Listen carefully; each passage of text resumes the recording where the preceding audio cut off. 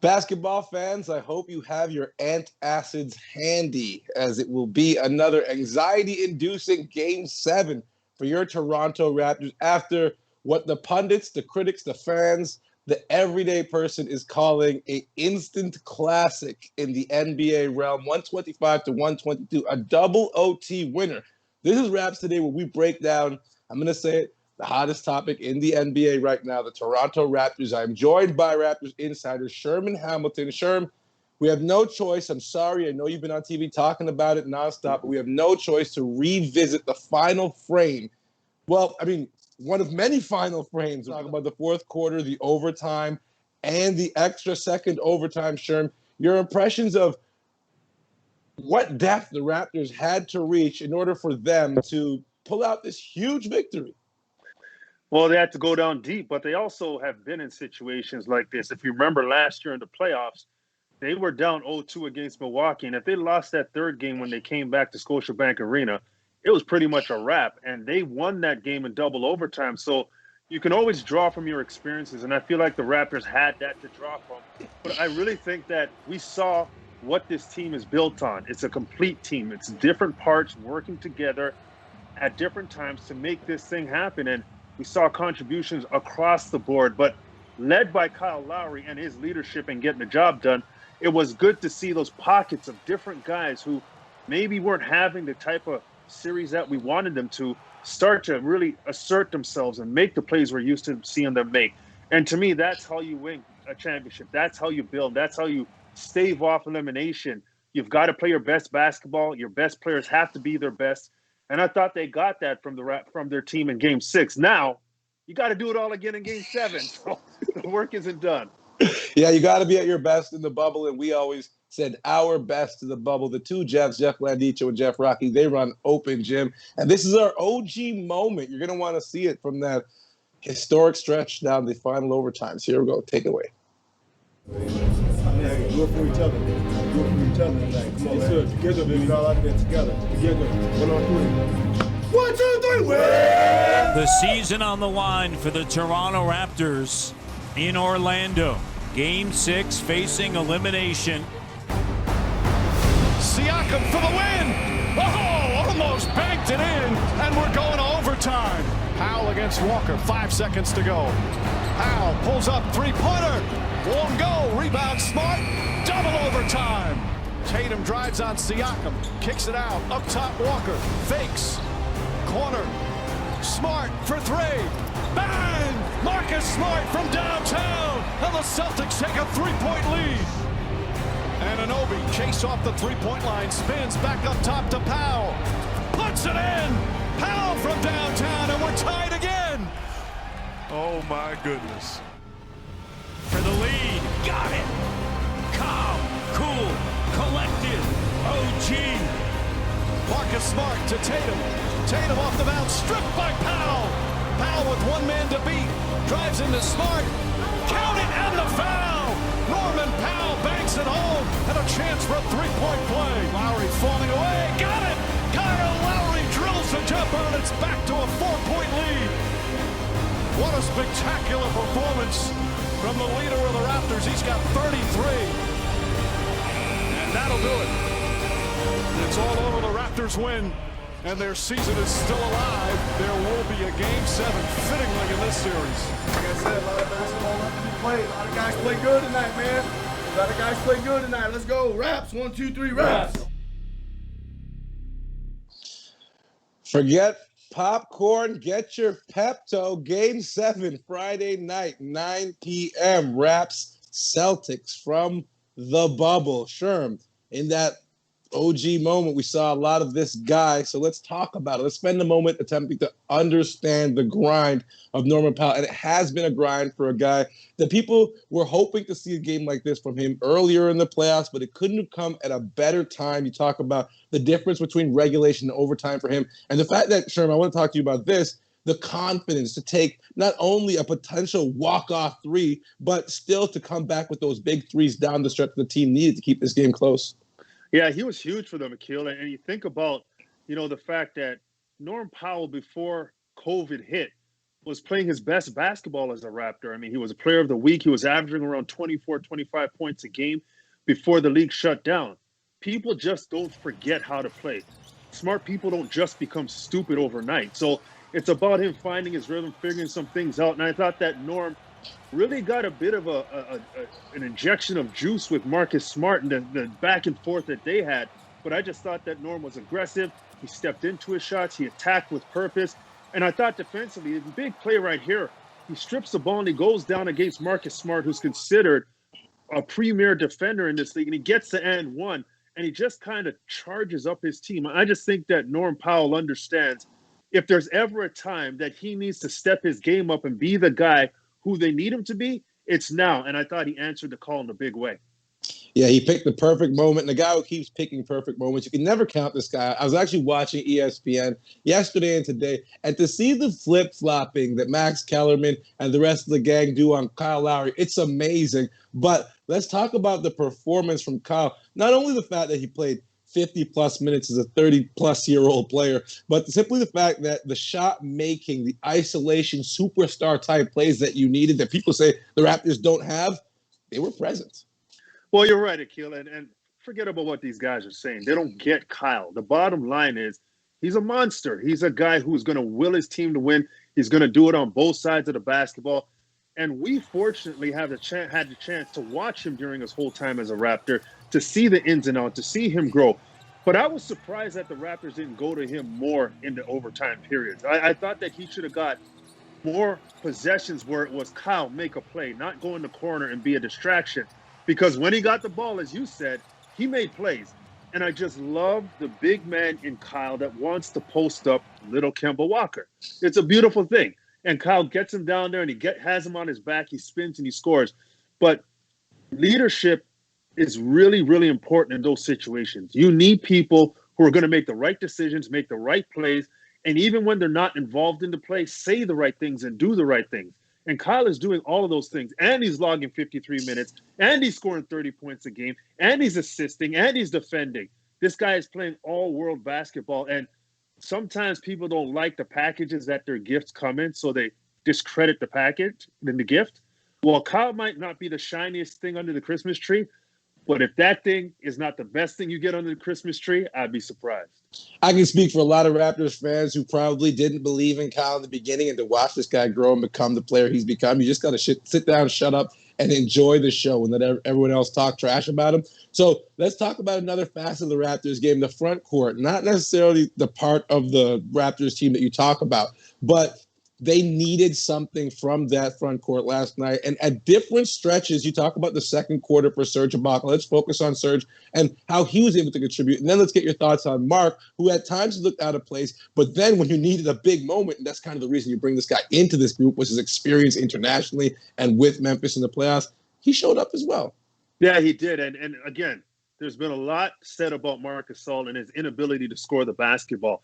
And I think he really got frustrated in the first half with his lack of shot making, and rightfully so. Having said that, to your point, this guy has played on so many levels. He's won on so many levels. You know that at some point he's going to make plays, and it was great to see Marc Gasol finally make some three-point shots in that third quarter, and you could see the weight being lifted off of him. But I tell you what, the shots that Serge made at the juncture of the game that he made them were so crucial. A lot of times we look at the end of the game and see how the double overtimes went, but the position that Serge made those shots in were very important, and they were vital to keep the Raptors within striking distance and not kind of let go of the rope. And he made huge threes early in the game to help his team. So this is the balance you want from your bigs. Now you just got to get Pascal Siakam to get in there and be consistent and do what he does, and then you have a complete front court. And we all know how good that front court can be when everybody's playing at their highest level. All right, Sherman, I'm going to pick your brain on Pascal Siakam after we hear from a guy who showed up major. You talk about these players showing up in a big way. I think the defense that Nick Nurse and his green pants played on Jason Tatum down the stretch was huge as well. So let's go to the media availability today for the head coach of the Toronto Raptors, Nick Nurse. You know, it's a tough series. I think there's a number of guys on both sides that have, you know, risen to the occasion, different games and different times. That's kind of how usually these playoffs work. So he's competed. It's been super competitive. We've had to fight really hard to stay in these games and scratch and claw away to some wins. And it's right up his alley. He's got a skill set of footwork and fadeaways and pull-ups, and it's his skills that enables him to do that. And I think those skills, have improved over time too for him. He adds a few things to the thing. He's taking it to the rim pretty hard, bouncing people and scoring. He's got the turnaround. He's got the pull up. He's got the pick and roll game. Just skills. That's his skill set. Certainly this is kind of why you coach. I'm not saying for a game 7 in general, but I'm just saying, the super competitive playoffs, a lot on the line. It's kind of the crazy love of a coach, right? To want to be in the middle of that and putting yourself through that. But that is the kind of love of coaching and love of competition.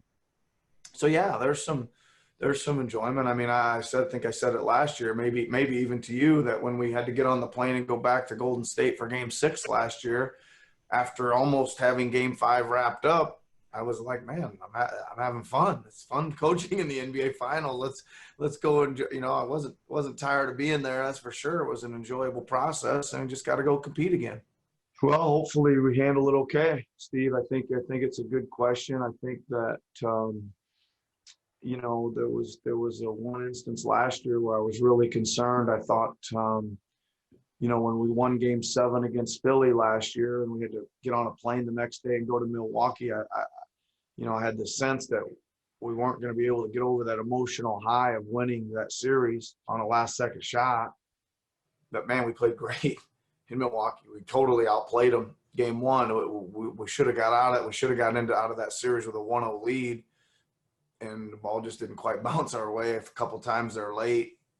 But we really outplayed them and played great. So got a little experience in it. And then you just got to try to, I don't know, man, to me, I'm trying to take the approach. It was another game. It was another tough game and a tough playoff series. And we happened to win it, but that one's over. And we got to focus in and figure out how to make some adjustments for tomorrow and figure out how to rev the engines and play with that kind of effort again. Revving those engines for Game 7, the Raptors are right now. I'm going to butcher a famous quote, but it's "Give me my flowers while I'm still here." It's Kyle Lowry Appreciation Day, and let's just get into the story. This guy's been huge for the franchise of the Toronto Raptors when it comes to big games. When you need him, he's got him. Looking at the history, that Game 6 versus Brooklyn where the guy showed up for 36 points, a closeout game against Miami, and that very important Game 4 that knotted up the series and made so many believe across the GTA and the country. In 2016, Kyle showed up for 35. Shouts out to a huge championship performance, 26 points against the Golden State Warriors, and then Game 3 and Game 6 of this series. Sherm, you're a friend of Kyle's. You understand the mentality that goes into this guy, but does he have another one in him to lead the Raptors to a Game 7 victory? Let's look at it like this, Akil. Has he not answered the call every time we didn't think he could or thought that he might not be able to step up to the challenge?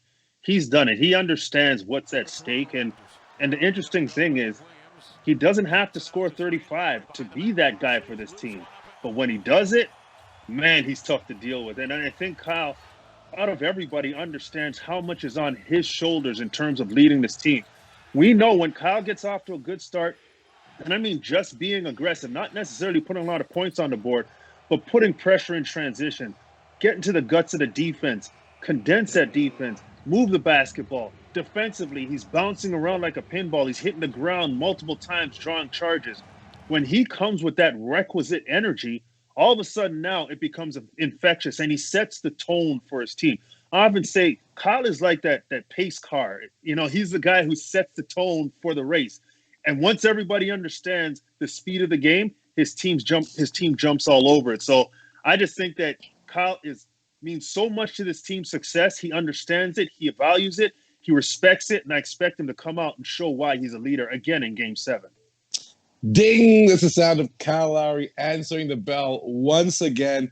And now it's time for us to shift to the gang I'm usually with. I'm glad we all got together this morning and consulted on our wardrobes, but it didn't work out. I hand you off to the rest of the gray sweater gang. This is Savanna Hamilton and Randy Urban with RTX.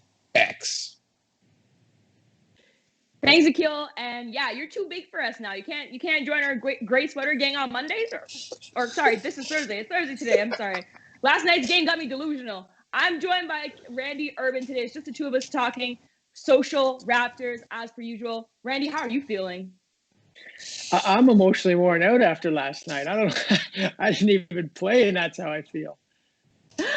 You're telling me. Let's get to it. So Jaylen Brown, he was emotional too last night after having some comments reported by Keith Smith from the NBA saying grown men should be able to control themselves, especially the coaches and coaching staff. He's talking about the Raptors and Nick Nurse, but nothing we can do. We just got to be ready to fight.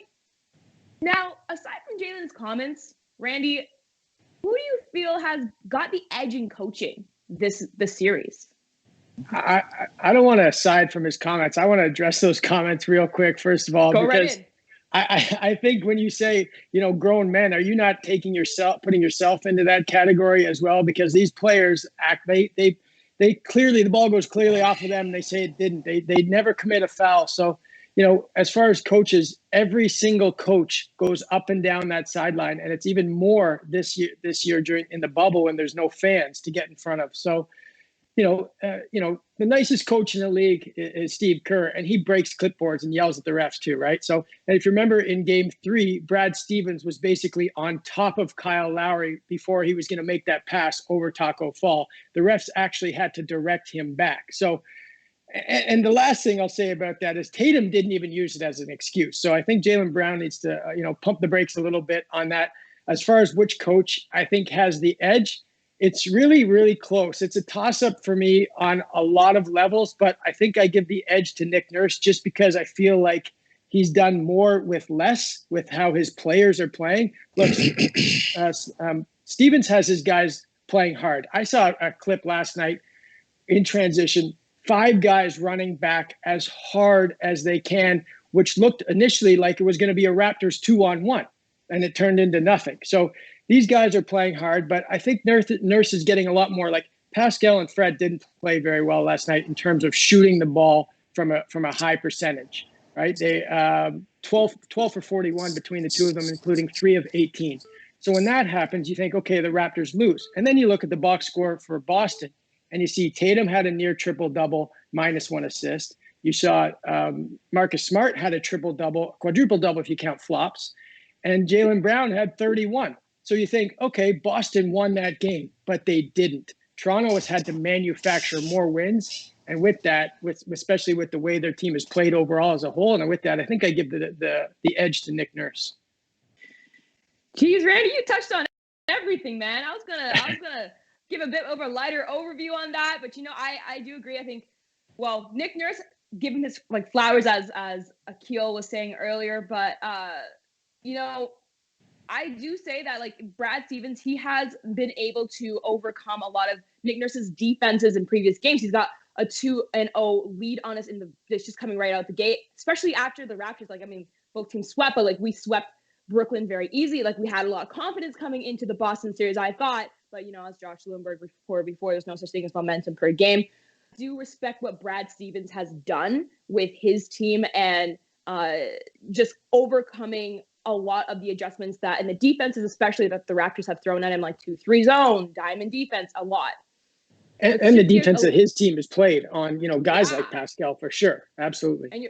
And you're totally right. He has his players working hard, on boards everywhere. All right, so we got to go to Kalo now. We had to talk about Kalo. There's so much love on social for Kalo, starting with his good friend and previous Raptor, DeMar DeRozan, just screaming Kalo online. Terrence Ross saying, yo, Kalo, the vet, put him away. Joel Embiid later saying, Kyle Lowry is not appreciated as he should be, #winner. Paul Pierce saying, Toronto showing why they are the champs. Wow, props to Kyle Lowry, heart of a champ. Boston gonna have going to have to earn this. Kevin Love following by saying Lowry again and again. Unbelievable. Randy, do you think that Kyle Lowry gets the credit he deserves? Well, I don't think he did traditionally, but right now he's a 6-time All-Star. So basketball people know what he brings to the floor. And it's nice to see some of his, the other players that he played with, players that he played against, giving him the love, because he didn't really get that early on in his All-Star career. And he deserves all the credit that he's been given. Look, he didn't start this well in the postseason early in his career. He struggled at the beginning of his career in the postseason. But nobody's worked on their game more. Nobody's worked on their shot more. And there are very few players as smart as him. And I'll give you one example from that. When OG Anunoby went up for that rebound, basically before he and Kyle hit the ground, Kyle was calling a timeout. And that was such a smart play because it was going to be a jump ball. It ended up being Raptors ball after the timeout. Just so many plays like that. So, I think if you ask every team right now, if they could trade their point guard just for this stretch run that they're in right now, they would trade them for Kyle Lowry. So you do think he's getting the credit? I think he is now. Absolutely. I don't think he did traditionally. Yeah. No, I agree with you. Even though he's a 6-time All-Star, so, he has to get there somehow. So he would have to get some sort of credit in the past. But no, I think this is on a totally different level. Borderline, dare I say, almost superstardom coming. Like that's how close he is. That's how much he's carrying this team. We do have to go, Randy. Pleasure talking just the two of us. Akil, back to you, even though he can't join us here. I don't know. What do you mean pleasure talking just the two of us?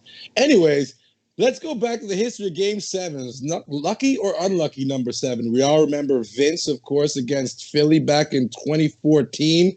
The Raps lose one to the Nets. And, of course, there's that Pacers series where playoff power was born in 2016. And the Raps taking out the Heat right after that series. And then, of course, 2019, the Toronto Raptors, featuring Kawhi Leonard, take out the Philadelphia 76ers in the most dramatic fashion you could ask for. The Raptors are 3-2 all-time in Game 7s. And Game 7 goes, of course, Friday night, 9 p.m. We heard it first from our guy Jonesy on Nightcap.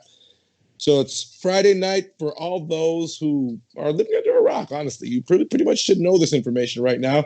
Let's talk about Siakam, Sherman, as we talked about, as you kind of alluded to earlier in the show.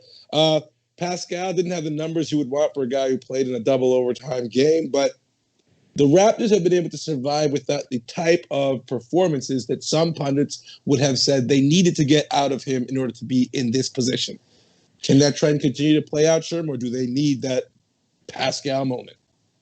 I think they would love to have it, but as we saw in Game 6, they were able to get the W, and Pascal did have impact, but not the impact that we're used to or expecting him to have. And I think one thing this team has been built on is their depth. They've got quality depth. They've got guys who can step on any given night, and they can put points on the board and do what they do. But Pascal has a lot of light on him, so he's got to step it up and get it going. All right, thanks, Sherm. Shouts out to Savanna Hamilton, Randy Urban. Game 7, Friday night, 9 p.m. We'll have Nightcap right after. But as for now, get the antacid, get the Pepto. Probably get some beers too. It's going to be a good Friday night. See you later, guys.